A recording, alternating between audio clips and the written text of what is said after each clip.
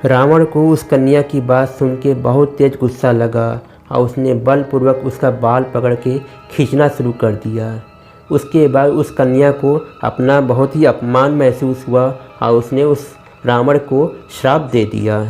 दोस्तों, आज मैं आपको रावण एक अबूझ पहेली की कहानी सुनाऊंगा। हमारी कहानी कुछ ऐसी शुरू होती है।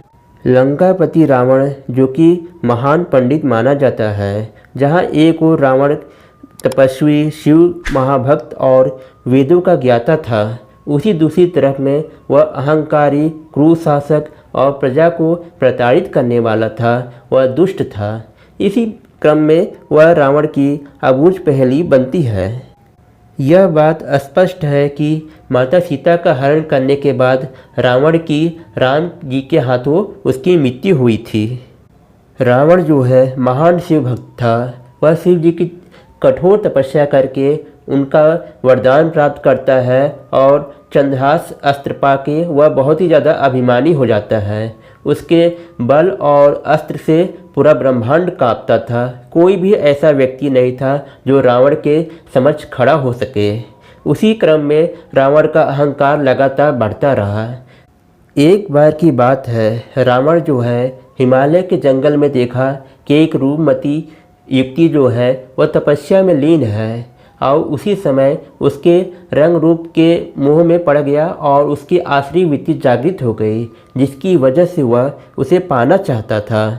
रावण अपने काम वासना की वजह से उसने उस युवती की तपस्या को भंग कर दिया और उसके बाद उससे कहा, अपना परिचय दो।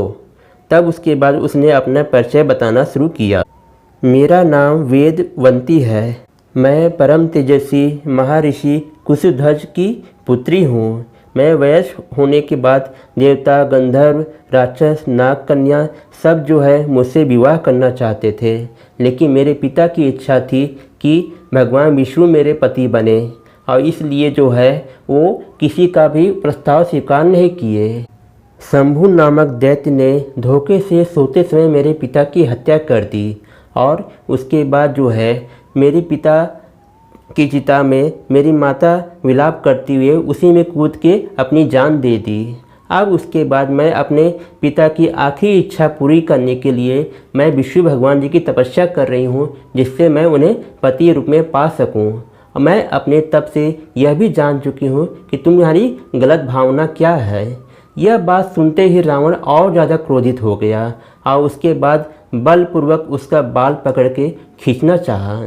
तब उसके बाद जो है वेदवंती ने उसे श्राप दिया, हे रावण, मैं अगले जन्म में तुम्हारी मृत्यु की मैं कारण बनूंगी।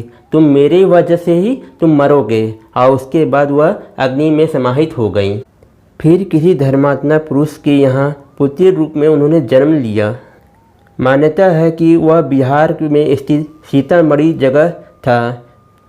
पुरौना गांव के स्थान पे राजा जनक ने हल चलाया था और उनका हल का फल मिट्टी के घड़े से लगने की वजह से उन्हें सीता जी को प्राप्त किया था। शास्त्रों के अनुसार वही रामायण में सीता जी बन के रावण की मृत्यु की कारण बनी। शास्त्रों के अनुसार यह कथा भी प्रचलित है कि एक ब्राह्मण जो है माता लक्ष्मी जी को अपने पुत्री रूप में प्राप्त करने के लिए वो तपस्या कर रहे थे और यज्ञ कर रहे थे। वो यज्ञ में जो है रोज़ जो है मंत्रों से उच्चारण किया हुआ जल में उस मटके में पानी रखा करते थे और धीरे धीरे के समय बीत रहा था। एक दिन क्या हुआ कि रावण जो है बहुत ज़्यादा क्रोधित हुआ। वह किसी काम से रावण जब वहाँ पे पहुँचा उस समय वह ब्राह्मण वहाँ पे नहीं थे। उनके सहयोगियों को उसने मार डाला और उनके सारे रक्त को उस घड़े में भर लिया और मंदोदरी को आके उसने दे दिया और कहा, इसमें बहुत भयानक विष है और इसे विशेष स्थान पर रख दो। उस समय मंदोदरी जो है रावण के अत्याचार से बहुत ज़्यादा परेशान थी और उसके बाद जैसे ही उसने मौका पाया उसने उसे विषैला विष समझ के पी लिया और जिसके पीने की वजह से मंदोदरी तुरंत ही गर्भवती हो गई और 9 महीने पश्चात उसने एक कन्या को जन्म दिया। लोग लाज की वजह से उसने उस कन्या को एक मटके में रख के उसी स्थान पर छोड़ आया जहाँ पे माता सीता जी जनक जी के हल से उन्होंने उसको प्राप्त किया था और उसके बाद वही कन्या जो है रावण के वध की वजह बनी। दूसरी ओर रावण से जुड़ा यह प्रसंग भी है कि जब रावण अंतिम पल आया, उसे राम के हाथों जब उसे बाण लग चुका था, वह मरने वाला था, तब राम जी लक्ष्मण जी से कहते हैं कि लक्ष्मण तुम जाओ और रावण के पास से ज्ञान लो, वह महान प्रकांड विद्वान है। तब उसके बाद जैसे राम जी कहते हैं वैसे जी लक्ष्मण करते हैं और रावण के पास में जाकर बैठते हैं कि आइए ब्राह्मण, आप मुझे कुछ ज्ञान दीजिए।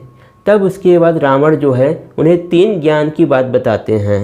पहला ज्ञान, जीवन में जितना भी शुभ काम है उसे जल्दी से जल्दी पूरा कर लेना चाहिए और जितना भी अशुभ काम है उसमें जितना विलम्ब कर सको उतना ही देर करना चाहिए। तीसरा ज्ञान, शत्रु चाहे ताकतवर हो चाहे कमज़ोर, उसे कभी भी कमज़ोर या छोटा नहीं समझना चाहिए, न कभी कभी उसे अपना कोई भेद बताना चाहिए। इस तरीके से रावण ने लक्ष्मण जी को 3 ज्ञान दे के वह मृत्यु को प्राप्त किया और इस तरीके से अत्याचारी रावण का अंत हो पाया। दोस्तों, उम्मीद करता हूँ आपको मेरी यह जानकारी पसंद आई होगी। दोस्तों, अगर आपको पसंद आई हो इसे ज़्यादा से ज़्यादा लाइक करें, शेयर करें और मेरे चैनल को ज़रूर सब्सक्राइब करें। मैं अगली वीडियो में फिर एक नई जानकारी, एक नई कहानी के साथ मिलूँगा। तब तक के लिए आप मुझे इजाज़त दीजिए। Bye bye.